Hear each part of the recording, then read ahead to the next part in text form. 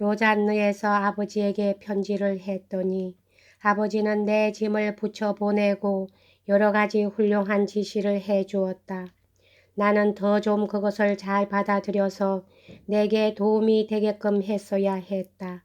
내게는 때로 나 자신이 내가 아닌 것처럼 이해 못할 장난의 순간이 있다는 것은 이미 말한 바다. 다음도 그것이 가장 뚜렷한 경우의 하나다. 이때 내 머리가 어느 정도 돌아 있었던가, 말하자면 내가 어디까지 방띠르가 되어 있었던가 알기 위해서는 내가 한때 얼마만큼 몰상식한 짓을 거듭했는가를 보면 된다. 악보 하나 읽지 못하는 내가 음악선생이다. 르메트르와 같이 지낸 6달이 도움이 되기는 했지만 결코 그것만으로는 충분하지 못했다. 더욱이 한 선생에게서만 배운 그 학습 방법이 도리어 좋지 않았던 것이다. 저네브 태생의 파리 사람, 신교 나라의 구교도였으니까 내 성명도 종교와 국적과 함께 고쳐야만 될 것 같았다. 이 문제에 있어서도 역시 가능한 한 나의 위대한 모델에 가까이 가려 했다. 그는 방티르 더 빌르너브라고 했으니까 나는 루소라는 이름의 철자를 바꾸어 보소르라는 이름으로 하고 보소르 빌르너브라는 이름을 내세웠다. 방티르라는 사나이는 일체 입 밖에 낸 일은 없지만 작곡도 했다.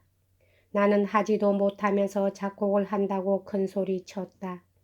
아주 짤막한 유행가도 악보에 올리지 못하면서 작곡가로 자칭했다. 그것만이 아니라 음악을 좋아하여 자택에서 연주회 같은 것을 열곤 하는 법학 교수 뜰레또랑 씨에게 소개되자 그렇다면 한번 내 제주의 본을 보여주겠다고 생각하고 마치 소양이라도 있는 듯이 뻔뻔스럽게 연주회에 쓸 작곡에 착수했다.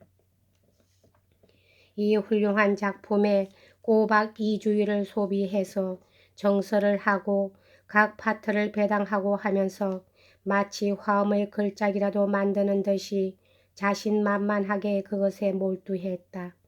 그리고 마지막으로 믿어지지 않겠지만 틀림없는 사실은 이 숭고한 창작에 당당한 관록을 주기 위해 유쾌한 미뉴엣을 곡 끝에 하나 붙인 것이다. 그 미뉴엣은 당시에 유행한 것으로 한때 널리 알려진 다음과 같은 가사인데 아마 지금도 역시 여러 사람들이 기억하고 있을 것이다. 이 무슨 변덕이냐, 이 무슨 부정이냐, 뭐 너의 클라리스가 내 사랑을 배반한다고. 이 곡은 방티르가 베이스로 전혀 다른 외설스런 가사가 붙어있는 가사와 함께 가르쳐 준 것으로 이 가사로 해서 나는 곡을 알고 있었던 것이다. 그래서 나는 내 작곡 끝에다가 원 가사가 없어져 버린 전부에 내 미뉴엣의 가사를 붙여서 달나라 사람들이라도 상대하듯 대담하게 그 곡을 마치 내가 작곡한 것처럼 보이게 했던 것이다. 마침내 내 곡을 연주하기 위해 사람들이 모여들었다. 나는 사람들에게 속도의 양식, 연주하는 기분, 각 파트의 반복을 설명했다. 몹시 허둥댔다. 모두가 5, 6분 걸려서 조율을 했다. 그동안이 5, 6세기처럼 느껴졌다. 이었고 준비가 다 끝나자 나는 아름다운 종이 대롱으로 거만한 나의 악보대 위를 준비의 신호로 대6번 두드렸다. 조용해졌다. 나는 엄숙하게 박자를 맞추기 시작했다. 시작된 것은 정말이지 프랑스 오페라가 생긴 이래 이렇듯 괴상망측한 엉터리 음악은 일찍이 들은 사람이 없으리라. 내가 자칭하던 재능이란 것이 그때까지 어떤 평가를 받아왔던 간에 결과는 기대되고 있던 그 어떤 것보다도 나빴다. 악사들은 억지로 웃음을 참고 청중은 눈이 휘둥그레져서 귀로 손이 올라갈 지경이나 차마 그럴 수도 없다는 표정이었다. 중요한 연주자들이 정말 어처구니 없는 녀석들이어서 미친 지랄을 해줄 작정이었는지 소경의 고막이 찢어지고 말 정도로 떠들어댔다. 나는 꾹 참고 지휘를 계속했다. 땀이 정말로 구슬처럼 흘러내렸다.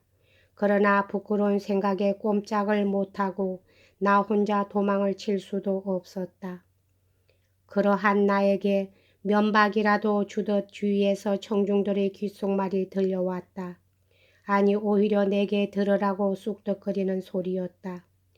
도무지 듣고 있을 수가 없군 하고 한 사람이 말하면 지독한 미치광이 음악이 아닌가 하고 말하는 사람도 있고 어처구니 없는 난장판 아니야 하고 말하는 사람도 있었다. 가련한 장자크 이런 공경에 빠져 있을 때 행여 그대는 훗날 프랑스 국왕과 만조 백관 앞에서 그대가 만든 악곡이 경탄과 칭찬의 속삭임을 불러일으키고 그대 주위의 특별석을 차지하는 절세 미인들이 입을 모아 이 얼마나 아름다운 음색이에요. 이 얼마나 황홀한 음악이에요. 노래마다 차분히 가슴에 스며들어요. 하고 소원거리는 그런 기회가 오리라고는 생각지도 못했던 것이다. 그런데 사람들이 기분을 좋게 한 것은 미뉴엣이었다. 첫 소절 얼마를 시작하자 도처에서 즐거운 웃음소리가 들려왔다. 저마다 내 노래의 취미가 좋다고 칭찬해 주었다. 이 미뉴엣을 지은 사람이면 틀림없이 환영받는다. 이 노래라면 어디를 가도 부끄럽지 않다고 말해 주었다.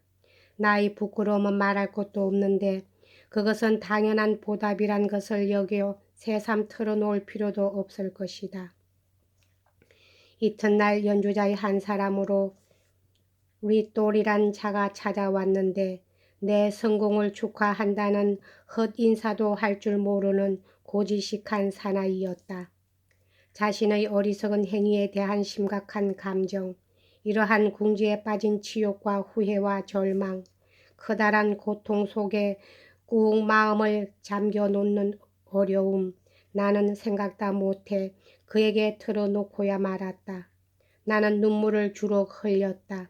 그리고 자신의 무지를 고백했을 뿐 아니라 부디 비밀을 지켜달라고 부탁까지 해가며 일체를 털어내었다. 그는 말을 내지 않겠다고 약속했지만 그것을 어떻게 지켰는가 하는 것은 대강 짐작이 간다. 재빠르게도 그날 저녁부터 로잔너 전체에 대해 나의 본색이 드러나고 말았다. 그런데 뜻밖에도 아무도 아는 체를 하지 않았다. 그 마음씨 좋은 베르떼도 모든 것을 다 알았다고 해서 별로 싫어하지도 않고 나를 그대로 놓아두며 밥을 먹여 주었다. 그렇게 지낸다는 것도 몹시 우울했다. 그 같은 첫선의 결과는 로잔너의 체제를 무척 몸이 건조하게 만들고 말았다. 제자들도 모여들지 않았다. 여자 제자는 한 사람도 없었고 시내 사람들은 숫제 어른거리지도 않았다. 온 것은 고작 2~3명의 시골떡이 도이치뿐으로 나의 무지와 비슷한 얼빠진 녀석들이라 어처구니 없기가 이만저만이 아니었다. 어차피 내 손에 걸렸다간 엉터리 악사도 될 수가 없었던 것이다. 다만 꼭 한 집에 불러갔었다. 그 집의 영리하고 심술궂은 소녀는 하나도 읽을 수 없는 악보를 무더기로 내게 보인 다음 그것이 어떻게 불려지는가를 보여주기 위해 일부러 선생을 앞에 놓고 부르는 그런 장난을 하고는 좋아했다. 나는 얼른 보고 노래의 곡을 읽을 줄은 거의 몰랐으므로 앞서 말한 그 화려한 연주회 때도 눈앞에 내가 지은 곡을 놓고도 그것이 제대로 잘 연주되고 있는지 살펴보며 연주를 따라가는 일은 한 번도 하지 못했다.